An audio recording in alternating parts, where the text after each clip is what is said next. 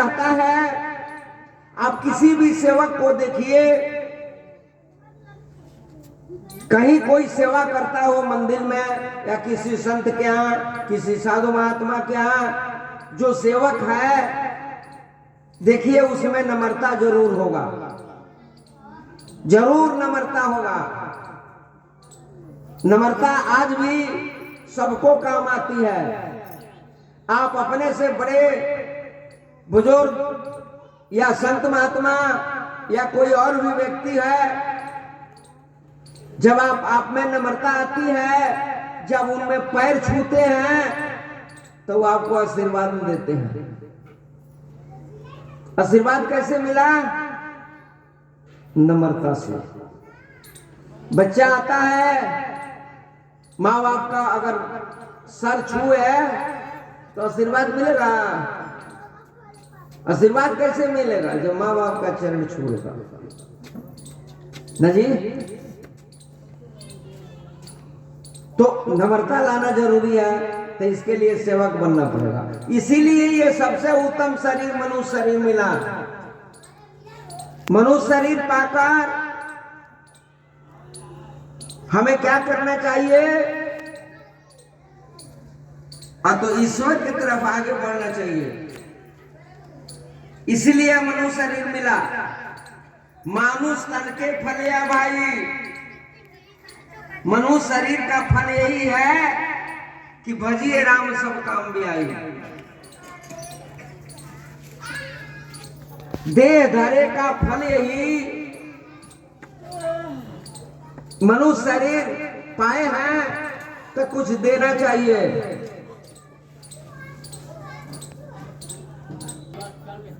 इसलिए यह मनुष्य शरीर सबसे उत्तम है।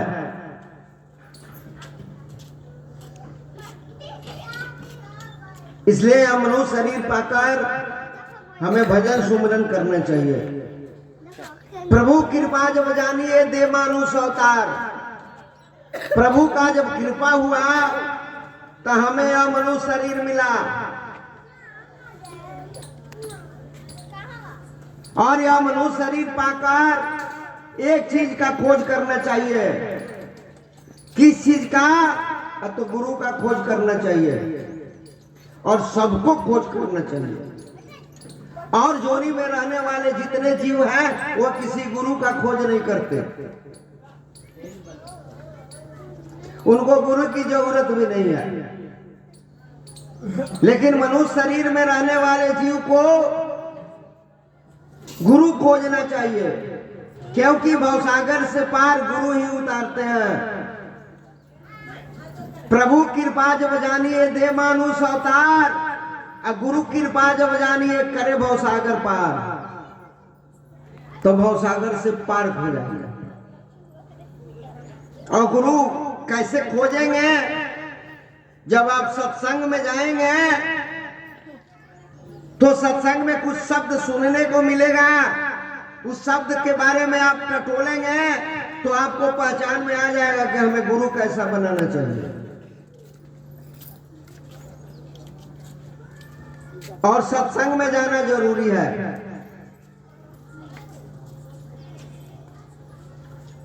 आनंद और मंगल के लिए सत्संग में जाना चाहिए। ज्ञान प्राप्त करने के लिए सत्संग में जाना चाहिए। हमारे अंदर सबसे बड़ा भजन का बाधक कोई है तो वह मोह है। मोह से बाधक कुछ नहीं है। तो जब तक सत्संग में नहीं जाएंगे तब तक मोह जो है छूटेगा नहीं। क्यों? कि मोह ही एक ऐसा है जो सारे दुखों का जड़ है। मोह सकल व्याधिन के मूला। व्याध माने रोग, शारीरिक रोग को व्याध कहते हैं। शरीर में जितने तरह का व्याध रोग होता है वह मोह के वजह से ही होता है। तो मोह को हटाना चाहिए ना। तो मोह हटेगा कैसे? बिना सत्संग में गए मोह नहीं हट सकता। का घुसुंडी जी गरुड़ जी से कहे बिनु सतसंग न हरि कथा ते बिनु मोह न भाग। जब तक आप सत्संग में नहीं जाएंगे, प्रभु की चर्चा सुनने को नहीं मिलेगी, तब तक यह मोह नहीं भागेगा। इसलिए सत्संग में जाना चाहिए। एक संत लिखे हैं कि सत्संगत के साबुन से जो, सत्संगत के साबुन से जो मन का मैल धुलाएगा, मन पर दुनिया भर का मैल चढ़ा है।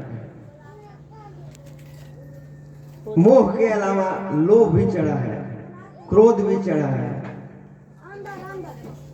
कामना भी दुनिया भर का है, मान भी है, मत्सर्ज भी है, इच्छा भी है, चाहना भी है, आशा भी है, नाना तरह का रोग इसको सता रहा है। तो सत्संग में जाएंगे तबे ना चित्त रूप, ये सब चित्तवे में रहते हैं। ये जितने रोग है ना, ये सब चित्त में है। तो चित्त रूपी चुंदरी को जब सत्संग में जाएंगे तो ज्ञान रूपी साबुन से धोएंगे तो ही विषय विकार रूपी मैल छूटेगा। कबीर साहब कहे कि बिना सत्संगवा के केहू नहीं सुधरी। बिना सत्संग में गए हुए अगर कोई व्यक्ति चाहता है कि हमारा सुधार हो जाए तो संभव नहीं है। इसलिए सत्संग में जाना चाहिए। सत्संगत के साबुन से जो मन का मैल धुलाएगा। दर्पण को भी मन कहते हैं। दर्पण आपके पास है और उस पर मैल लगा है, धूल माटी ऊपर से लगा है, तो चेहरा दिखाई देगा। और मन रूपी दर्पण, ये तो शीशा रूपी दर्पण में आपका चेहरा नहीं दिखाई देता है, लेकिन मन रूपी दर्पण पर जब मैल रहेगा तो प्रभु नहीं दिखाई देंगे। प्रभु की तरफ आपका झुकाव नहीं हो सकता, प्रभु से लगन नहीं लग सकती, प्रभु के प्रति आसक्ति नहीं हो सकता, प्रभु का नाम का जाप चाहे सुमिरन चाहे भजन नहीं कर सकते हैं, क्योंकि मन पर मैल चढ़ा है। इसलिए यह कहते हैं कि सत्संगत के साबुन से जो मन का मैल धुलाएगा, अनिर्मल मन दर्पण में वो प्रभु राम का दर्शन पाएगा। मिठाई लाल जी कहाँ बने?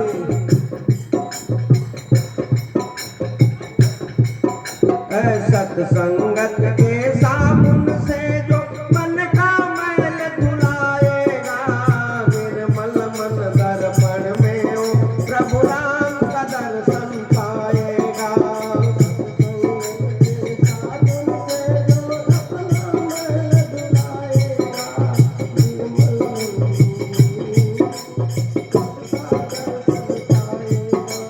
निर्मल मन दर्पण में वो प्रभु राम का दर्शन पाएगा।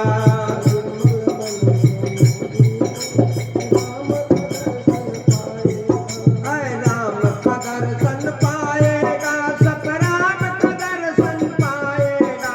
राम का दर्शन पाएगा,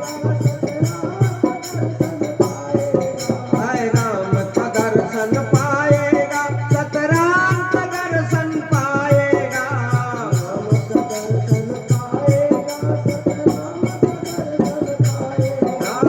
निर्मल मन दर्पण में वो प्रभु राम का दर्शन पाएगा। निर्मल मन दर्पण में वो प्रभु राम का दर्शन पाएगा। ये मन निर्मल हो जाएगा। साबुन जब लगेगी, कपड़ा मैल है साबुन जब इस पर लगेगी तो इसका गंदगी साफ हो गया तो निर्मल हो गया। भगवान से पूछा गया कि आपको सबसे प्रिय कौन सी वस्तु है?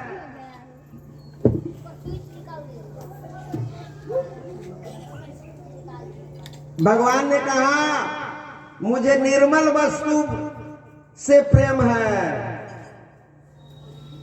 जिसके अंदर कपट है उससे मुझे प्रेम नहीं है। जो जिसके अंदर छल है, छल मैंने धूर्तई, छल है,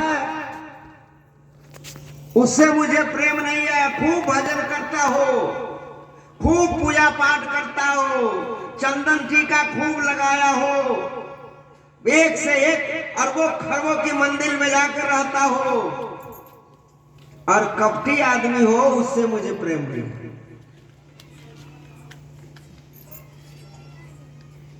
बहुत बड़ा अपने आप को समाज में कहलवाता है और उसके अंदर कपट है, छल है, वो मुझे प्रिय नहीं है। एक आदमी मुझे और प्रिय नहीं है जो इस कान से सुनता है, इस कान से निकाल देता है, जिसमें हजारों छिद्र हो। हजारों छिद्र किस में रहता है? चलनी में। आप लोग देखे होंगे जब चलनी का उपयोग हम करते हैं तो जितना बढ़िया चीज है वो गिरा देता है बाहर, और जितना उसमें का बेकार चीज है वो अपने अंदर रखता है। कुछ लोग सत्संग में जाते हैं, बहुत लोग जाते हैं तो वहां के लोगों का अवगुण ढूंढते हैं कि किनमें कौन कौन सा अवगुण है ना जी। तीर्थ में जाते हैं, हरिद्वार जाएंगे, वहां से एक मोटरी अवगुण ढूंढ के लाएंगे तो फलाने वहां का है ऐसा बेईमान है, सब चाय वाला बेईमान है, होटल वाला बेईमान है, फल वाला बेईमान है, मिठाई देने वाला बेईमान है। इसीलिए आप गए थे, अवगुण ढूंढने के लिए गए थे, किसमें कौन सा अवगुण है? अरे कुछ किसी में अवगुण है तो उसके लिए है, उसका फल उसको मिलेगा। तीर्थ गए 3 जना, मन चंचल चित चोर। तीर्थ नहाए 3 जना में एक को अवगुण